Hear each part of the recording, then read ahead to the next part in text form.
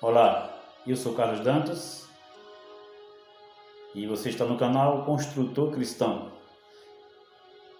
O nosso objetivo é destruir muros e construir pontes. Pontes para que você possa passar até a verdade e encontrar Jesus Cristo, para que Jesus te leve até o céu. Esse é o objetivo do nosso canal, trazer sempre verdades para você. Antes de nós começarmos o tema de hoje, por favor se inscreva no canal e também anote os textos que nós vamos citar aqui, para que assim você possa estudá-los e compreender mais. Hoje nós queremos falar sobre o verdadeiro movimento pentecostal. Nós vemos por aí o movimento pentecostal e as igrejas pentecostais e muitos não entendem o porquê desses movimentos, mas hoje queremos levar você até as Escrituras para que você conheça um pouco sobre esse movimento pentecostal e você descubra o verdadeiro movimento pentecostal através das Escrituras Sagradas. Bem, no livro de Atos, no capítulo 2, nós vamos ver ali quando começa esse movimento. Mas o Pentecostes era uma festa praticada pelo povo de Deus desde o passado. Era a festa da colheita, o Pentecostes. Se celebrava sempre depois da Páscoa, 50 dias depois da Páscoa. Nós vamos falar só de dois momentos, porque tem outros momentos, mas vamos falar de dois momentos. O primeiro momento é quando Deus tira o seu povo da escravidão do Egito, onde eles celebram a Páscoa, e aí Deus tira eles ali daquela escravidão. Depois, 50 dias após que eles saíram do Egito, eles comemoraram lá, eles festejaram a festa da colheita, ou o Pentecostes. Bem, quando nós chegamos no livro de Atos, nós vamos ver ali o Pentecostes, que aconteceu ali 50 dias depois da Páscoa que Jesus comeu com seus discípulos, a última Páscoa, onde ele come com seus discípulos. 50 dias depois acontece ali a festa da colheita, ou o Pentecostes. E ali, naquele local, tinha 16 nacionalidades, pessoas que vieram de longe, que eram agricultores, para celebrar essa festa da colheita, e agora o Espírito Santo aproveita o momento e usa aqueles discípulos para pregar o Evangelho para aquelas pessoas de outras línguas. E nós vamos entender aqui que isso não tem nada a ver com língua estranha, mas sim línguas estrangeiras. Vamos começar falando de Atos capítulo 2, versículo de 1 a 4. Vou ler aqui para você, mas depois você vai só acompanhar, anotar os textos.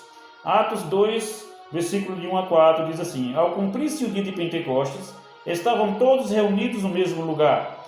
De repente, veio do céu um som como de um vento impetuoso e encheu toda a casa onde estavam assentados. E apareceram distribuídas entre eles línguas como de fogo, e pousou uma sobre cada um deles. Todos ficaram cheios do Espírito Santo e passaram a falar em outras línguas, segundo o Espírito lhe concedia que fizessem. Bem, aí eles passaram a falar em outras línguas, conforme o Espírito ali havia capacitado eles. Mas que línguas eram essas? Em Atos 2, Atos 2, versículo 5 ao versículo 13, você vai ter toda essa informação. Mas precisamente no versículo 11, diz que ali era a língua materna, a língua deles, a língua original deles. Então não era uma língua estranha. O que acontece é que eles foram dotados e capacitados pelo Espírito Santo para não só entender aquelas línguas, mas para falar também para eles, e eles entendiam. E ali o Evangelho foi pregado para todas aquelas pessoas. Bem, a festa do Pentecostes não era uma festa para divertimentos, era uma festa de consagração. Vamos falar aqui sobre esse movimento pentecostal. No livro de Atos, a festa por nome Pentecostes, era uma festa muito importante, onde eu já falei aqui que muitas pessoas se reuniam para esse momento. E ali o Espírito Santo atua, concedendo para eles esse dom maravilhoso para que eles pregassem o Evangelho. Bem, Atos 2, versículos 5 a 13, como eu já falei, como começou o movimento pentecostal. Atos 2, versículo de 1 a 4, que eu também já citei, com o dom de línguas distribuídos pelo Espírito Santo. Como funcionou esse dom? capacitação para falar em outros idiomas, língua materna ou estrangeira, Atos 2, versículo 11. Para que finalidade foi concedido esse dom? Para a pregação do Evangelho. Atos 2, 14 a 36. O que é o verdadeiro movimento pentecostal? Pregar o Evangelho para todas as línguas. Como uma igreja que segue esse movimento deve agir? Essa igreja deve agir seguindo os princípios bíblicos, os princípios de santidade, de ordem, né? E sempre sendo guiada pelo Espírito Santo para a distribuição dos dons, como diz o apóstolo Paulo. Então, essa igreja, esse movimento precisa trabalhar em cima do arrependimento, né? Para que as pessoas sejam batizadas, para que recebam o dom do Espírito, para perseverar na doutrina bíblica, para andar em comunhão com os irmãos, para andar em oração, distribuir com os outros os necessitados dos bens, perseverar juntos no templo, partir o pão de casa em casa e ter alegria e singeleza de coração. Atos 2, versículo 37 e 47.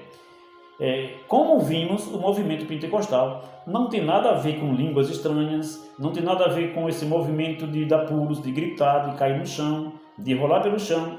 O movimento pentecostal nasceu com um propósito, e esse propósito é de pregar o Evangelho e para que as pessoas se arrependam e haja uma consagração, um movimento de consagração e santidade. Não tem nada a ver com essa barulheira que se vê hoje. Bem, quando uma pessoa recebe o Espírito Santo, como ela age? A partir do momento que ela recebe o Espírito Santo, como é que essa pessoa age? O mover do Espírito, grita, pula, faz aquelas coisas todas? Nós vamos ter essa certeza no livro de Gálatas, no capítulo 5, versículo 22 e versículo 23. Que ali diz que quando uma pessoa recebe o Espírito Santo, ali a gente vê ali os frutos do Espírito Santo, que o primeiro é amor.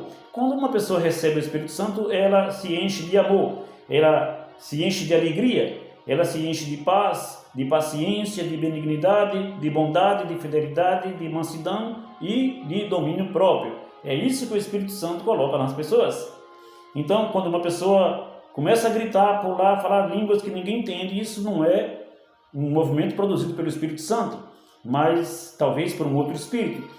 Mas quando você vê uma pessoa calma, tranquila, cheia de amor, uma pessoa em paz, uma pessoa com domínio próprio, uma pessoa que tem equilíbrio no falar, essa pessoa está cheia do Espírito Santo. É assim que a Bíblia nos diz e nós precisamos seguir esse exemplo bíblico. Bem, meu irmão, minha irmã, como eu já falei no início, o propósito nosso aqui é de levar a verdade até você. Se você faz parte de um movimento, de uma igreja que segue esse movimento pentecostal com barulhos, com bandas, né, de rock, com danças, com pulos, com gritos, rolando pelo chão, essa coisa todinha, e você estar achando que tudo isso aí é o Espírito Santo, é a atuação do Espírito Santo, você está completamente enganado ou completamente enganada. O Espírito Santo não tem nada a ver com esse barulho, com essas confusões. Você precisa, a partir de hoje, buscar o Espírito Santo para a sua vida, para que você tenha os dons do Espírito. De repente, pode ser um outro dom, não o de pregar, mas todos os dons são distribuídos pelo Espírito Santo e são capacitados pelo Espírito Santo, e o fim é o mesmo, a pregação do Evangelho para a salvação de almas. Agora você já está sabendo que o verdadeiro movimento pentecostal é esse verdadeiro movimento que nasceu em Atos capítulo 2, e agora você sabe que esse movimento que nasce em Atos não tem nada a ver com confusão, com barulho, e nem com línguas que as pessoas não entendem, mas com um propósito de pregar o Evangelho e de se consagrar para o fim dos tempos, para encontrar o Senhor Jesus nas nuvens dos céus. Não quer você seguir a Bíblia, estudar mais com cuidado, para que você saiba onde está pisando? Atos 2, versículo 11, ali diz que eles estavam falando em línguas local, em línguas maternas, não uma língua que as pessoas não entendem. Agora, quero que você entenda comigo, de repente aqui, né, mesmo em poucas palavras. Se você vai pregar o Evangelho na igreja ou em qualquer lugar, e se você não fala a língua que as pessoas entendem, por exemplo, se você não fala o português, que vantagem tem isso?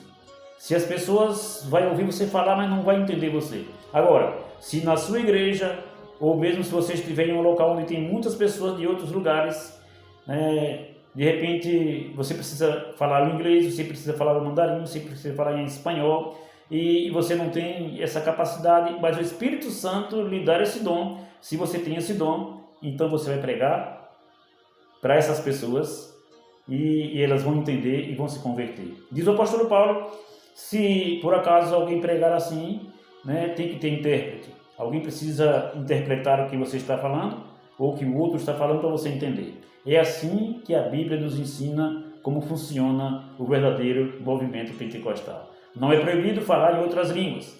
Repito, línguas estrangeiras e não estranhas. Mas mesmo sendo as línguas estrangeiras, precisa ter alguém para interpretar. Ou então, se você estiver falando pessoalmente, que você saiba o que você está falando e a pessoa entenda o que você está falando. Quer pregar na igreja? Quer sair daqui do Brasil e pregar fora? Leve um intérprete.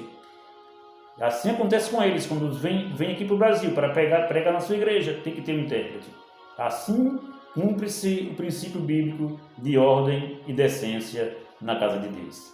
Que Deus abençoe você, que você tenha entendido esse estudo e você faça parte desse movimento pentecostal. A igreja de Deus nasceu antes. Aqui é só o movimento do Espírito, o movimento pentecostal, a festa de Pentecostes, e que então daí nasceram as igrejas pentecostais.